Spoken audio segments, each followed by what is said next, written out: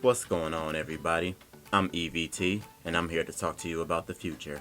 Now, my primary interest is electric vehicles, but along the journey of electrification of the world to try and curb climate change, other things will change too, like existing infrastructure, meaning things like roads, spacing of cities, and even the stores and routines of what we consider to be essential to our lives will look drastically different than what we know today. With that said, let's take a look at some of the current EVs available in the United States today. Mustang Mach-E. First off, full disclosure, I am invested in Ford.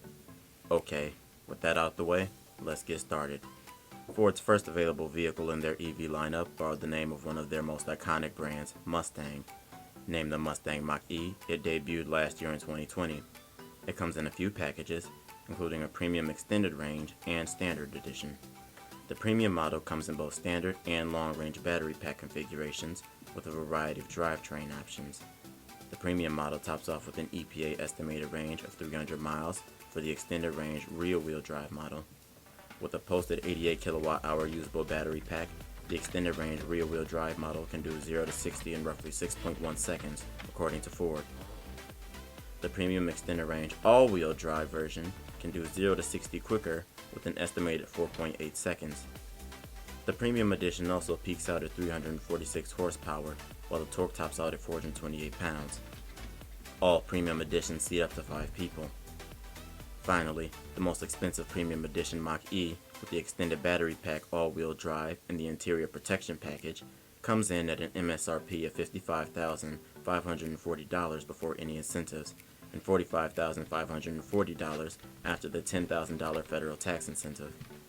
If your state offers additional incentives like Colorado does with a $2,500 state tax credit, it can reduce the price even more. Then you have the less expensive versions of the Ford Mach-E, the Select Edition, which has a smaller 68 kilowatt-hour usable battery pack. The Select Edition Mach-E's do not have the option for an extended battery pack, but they do have two drive options, rear-wheel drive and all-wheel drive. The rear-wheel drive option comes with an EPA estimated range of 230 miles, while the all-wheel drive option comes in at 211 miles.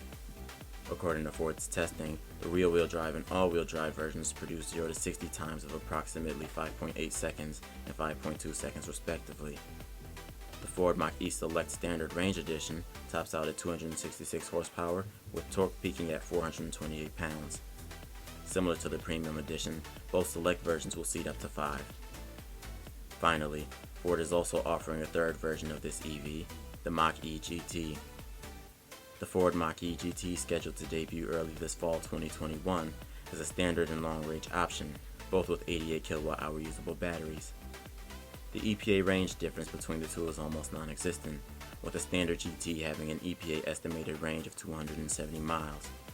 Meanwhile, the Performance GT has an EPA range of 260 miles. Regardless of which GT you're looking at, is clearly the performance version of the Mach-E. This is why, according to Ford, the standard and performance GTs put up an impressive 3.8 and 3.5 seconds for their 0 to 60 tests. One of the many challenges Ford has going forward in terms of their Mach-E sales is the fact that it's cutting the manufacturing plant in India, taking an approximate $2 billion loss when all is said and done. And this is coming off of an already major reorganization of the company where they've ended production in South America, another place Ford was bleeding money. Ford aims to have 40% of its vehicles be electric by 2030 and will have many headwinds against them, the first of which is the global semiconductor chip shortage, which has hit the automotive industry especially hard. But as supply chains get back to normal, so should their sales. Other than supply chain issues, the biggest challenges to face the Mach-E and Ford have to do with software. The appeal of an electric vehicle goes beyond zero carbon emissions. They're supposed to bring increased functionality to an ever-increasing digital and connected world. Like Tesla, Ford has promised customers of the Mach-E that over-the-air software updates will be delivered, not all of them free, to continuously improve the quality and experience of their vehicle over the course of ownership. Meaning that, like your phone, your vehicle could have issues fixed or new features added. Examples of this include turning the infotainment screen into a notepad, allowing you to start the vehicle from devices like an Apple Watch, or even add range to your battery. An example of some software that customers would have to pay for would be Ford's version of full self-driving, called BlueCruise. BlueCruise is the other big challenge Ford has to overcome. To be blunt, BlueCruise is great for interstate driving. If you're traveling long distances going mostly straight, BlueCruise will do better than your average cruise control. But you know you have a problem on your hands when an automotive expert and one of Ford's former engineers, Sandy Munro, had this to say to a Ford rep while out testing Ford's BlueCruise together. I'll turn this off. So anyway, all in all, it was okay, but I guess I've been a little bit spoiled by watching what Tesla's been doing with the full self-driving beta. That is really impressive, and I'm going to suggest that somehow, if you can, get your hands on it and try it out. It'll help you understand what I was talking about as far as improvements are concerned. The link to Sandy Munro's full driving experience testing Ford's BlueCruise will be posted below for those who want it. With that being said, the Mach-E is perfect for people living in cities or with short commutes into the city. Road tripping in this vehicle is possible, but definitely not the best experience. Where most people are concerned though, 230 miles for weekly commutes will be enough. Especially if at least the level 2 charger is charging the Mach-E overnight. If no chargers are nearby, or it's simply an inconvenient option, most level 2 chargers can be installed for around $600. F-150 Lightning. Ford's highly anticipated second EV is the Ford F-150 Lightning. As North America's leader in sales for passenger vehicles for 3 decades, electrifying the F-150 made natural sense, especially from the way they had leveraged the Mustang name for the Mach-E. The Ford F-150 Lightning will come with either a standard or extended battery pack, delivering an EPA estimated range of 230 miles for the standard pack and 300 miles for the extended battery pack. Ford has not released the official battery size of the F-150, but it is expected to be anywhere from 100 kilowatt hours to 155 kilowatt hours net, according to Inside EVs. And that thing heavy, weighing in around 1,800 pounds itself. For context, let's remember that the Mustang Mach-E is an SUV weighing between 4,394 and 4,890 pounds, and has a usable 88 kilowatt hour battery that allows it to do 0 to 60 in roughly 4 seconds, with a peak of 480 horsepower. The electric F-150 is set to charge in about 10 hours between 15 and 100% for any level 2 charger outputting 48 amps or more for the standard battery pack. Meanwhile, for the extended pack, it will take about 13 hours or less. For level 3 charging at 150 kilowatt hours, both the standard and extended batteries take about 40 minutes to charge from 15 to 80%. The Lightning has to have a very large battery to power a truck with a peak torque of 775 pounds and 563 horsepower. There is no official 0 to 60 for the F-150 Lightning, although the President of the United States was quoted as saying, This sucker's quick. So far, Ford has disclosed at least 150,000 pre-orders. An exciting start, but the biggest competition to the F-150 Lightning, the Tesla Cybertruck, has rumored pre-orders of more than 1.25 million, according to a crowdsourced online reservation tracker by Tesla fans. For Ford, electrifying their most popular model seems like the next logical step, but there are challenges. The first problem being again the semiconductor chip shortage, which results in unfinished vehicles, both internal combustible engine cars and electric vehicles. The second is that according to Ford, the overwhelming majority of pre-orders for the Ford F-150 Lightning are new customers of Ford. Exciting? Yes. Good? Not necessarily. As an industry leader, regardless of the business, if they cannot retain their core customer base while also adding new customers, they are going to fail. One of the most anticipated features of the Ford F-150 Lightning is the ability to power customers' homes. This feature is called Ford's Intelligent Backup Power System. As CNET explains it, it feeds power from the truck's prodigious battery pack back to the 80 amp 240 volt home charger. Then the juice gets routed to an inverter, which magically transforms it from DC to AC.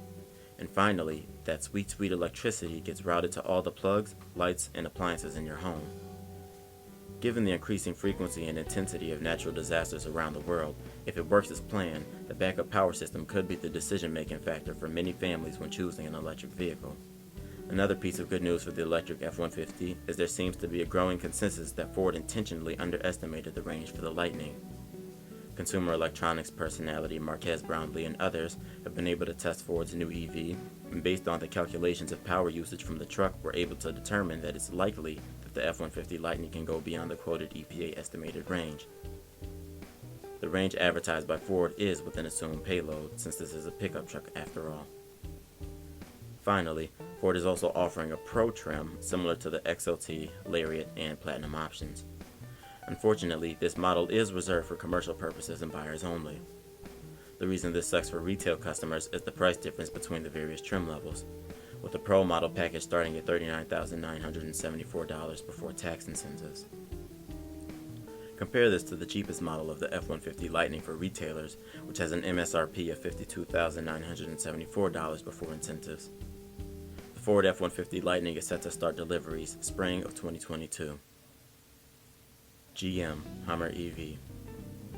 GMC is reviving its Hummer brand, but with a much more environmentally friendly appeal. The most expensive model, the Hummer EV Edition 1, is scheduled to begin deliveries this fall. But the Hummer EV is slotted for a 2023 release overall, and it looks promising. But as many electric car manufacturers have recently learned, making an electric vehicle is one thing, but only the best brands will be able to build a scalable infrastructure to have enough supply. Powered by GM's Ultium battery platform, the Hummer EV will come in two different models, the Hummer EV Pickup and the Hummer EV SUV. The first to be released will be the Hummer EV Edition 1 Pickup, Hummer's Premier Edition EV, which has 3 motors and an EPA estimated range of 300 plus miles. According to GMC, the 1,000 horsepower vehicle, with 11,500 pounds of torque coming from the motors, will allow the Hummer EV to do 0 to 60 in approximately 3 seconds. With a reported 200 kilowatt-hour battery, GMC claims the Hummer EV has charging rates for level 3 DC chargers of at least 400 volts. With such a large battery pack, bigger than the Ford F-150 Lightning, a big question is how long level 2 charging will take. The Hummer EV will come standard with a 3-year subscription of GM's attempt at autonomous driving, BlueCruise. Customers will also have a power swing gate for the back and the ability to drop the rear glass, which when paired by customers removing the 4 panels and front eye-bar, creates a truly immersive experience that Hummer calls an infinity roof. Upgraded trim models include Hummer's EV's dynamic suspension, a feature that lowers Hummer EV for better aerodynamics and easier entry and exit, giving a 2-inch higher adjustment for improved ground clearance. Controls respond to and adjust to road conditions. Additionally, another highly anticipated feature is Hummer EV's much talked about crab walk feature, which allows the vehicle to travel at a 10-degree angle at low speeds.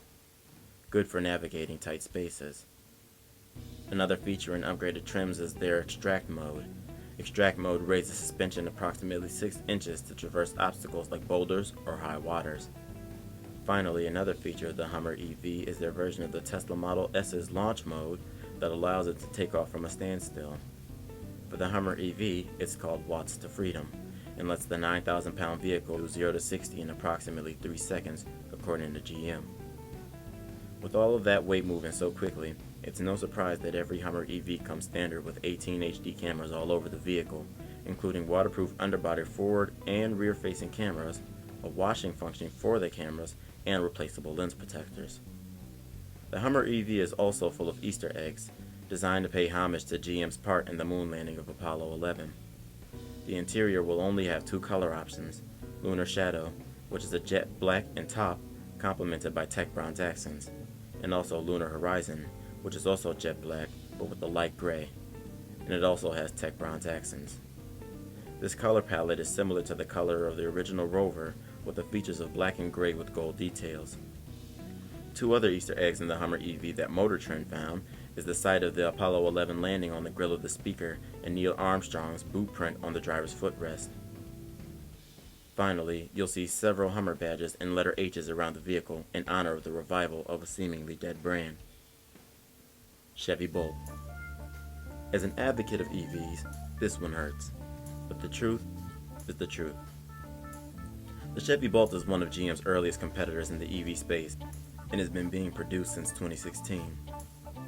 GM revamped the look slightly and added range over the years as technology progressed. GM now plans to release a midsize SUV to complement the original Bolt EV called the Chevy Bolt EUV. Honestly, the difference between the Bolt EV and the EUV is about how big you want your SUV. because both the Bolt EV and the EUV come with single motors producing 200 horsepower and peak torque of 260 pounds and a 65 kilowatt-hour lithium-ion battery, which means the Chevy Bolt EV and EUV can achieve full charge in about 7 hours from a 240-volt outlet. For Chevy, the Bolt isn't about performance, rather a functional introduction to electric vehicles. This all starts with their battery technology, produced in collaboration with LG, called Ultium Battery Technology. It was supposed to be cutting edge because of how the design allows the same platform to be used in different vehicle types, making manufacturing easier, whether factories building sedans, pickup trucks, or both. However, GM and LG, but more specifically the Bolt, has faced a lot of media coverage recently for the tendency of their batteries to explode. Because of this, GM has recalled every Bolt ever produced from the year 2017 to present. Additionally, GM has gone on to warn Chevy Bolt owners not to park their vehicles indoors because of the risk of the battery exploding and starting a house fire. Even private businesses are taking matters into their own hands as it relates to the Bolt. GM has since placed the blame on the manufacturer of their Ultium battery platform, LG. One thing is for sure, GM has to figure this battery issue out, whether that means having a new partnership or fixing things with LG, because the battery safety issue does not bode well for their electric vehicle future if they plan to use this battery platform for future EVs. Cadillac Lyriq. General Motors luxury brand Cadillac is set to release its first attempt at electric vehicles with the Cadillac Lyriq. Aiming for a 2023 release, they are trying to redefine the luxury EV space. As it stands, Tesla is considered to be one of the best EVs by performance and luxury standards. Given how far from release the Lyriq is, not much is known about the EV yet. However, Cadillac estimates the Lyriq to have over 300 miles of range, with level 2 charging capabilities of up to 19.2 kilowatts, and DC fast charging capabilities of up to 190 kilowatts. On top of that, Cadillac is said to include GM Super Cruise. The interior looks really good, especially with the 33-inch LED infotainment display. I'm sure as an auto manufacturer, Cadillac will be able to produce a battery-powered vehicle. The question that I have in terms of its success is, what sort of software features will be available for a legacy luxury auto manufacturer? Honestly, I might be the wrong person to be asking this question, since luxury goods is an experience outside of my own tax bracket. With that being said, Cadillac did produce a commercial for the Lyriq featuring two chefs preparing meals inspired by the essence of the Lyriq. In my opinion, it felt really gimmicky, but you be the judge for yourself.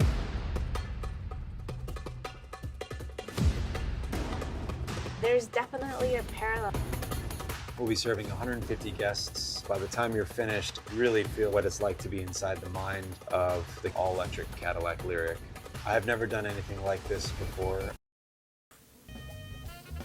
That was something. For those who care to see the whole video, the link is in the description. One thing that GM and Cadillac have going for them is the fact that the luxury automobile is an increasingly growing vehicle segment, especially in two of the biggest automobile markets, the United States and China. For now, we'll have to wait for more details. However, Cadillac and the Lyriq are going to be a big test for GM's big push to be all electric by 2035, especially considering the Lyriq sold out within 10 minutes.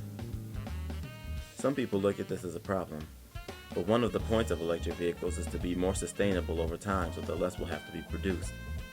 This is the reason for software updates. What this does mean is there is more of a market for some of the newcomers to the auto industry, more specifically EVs, like Rivian, Lucid, and Xpeng. Those are just some of the EVs currently released. Thanks for watching. Let me know in the comment section which of the legacy automakers you think will make it out. And subscribe for more information about electric vehicles and electric vehicle infrastructure.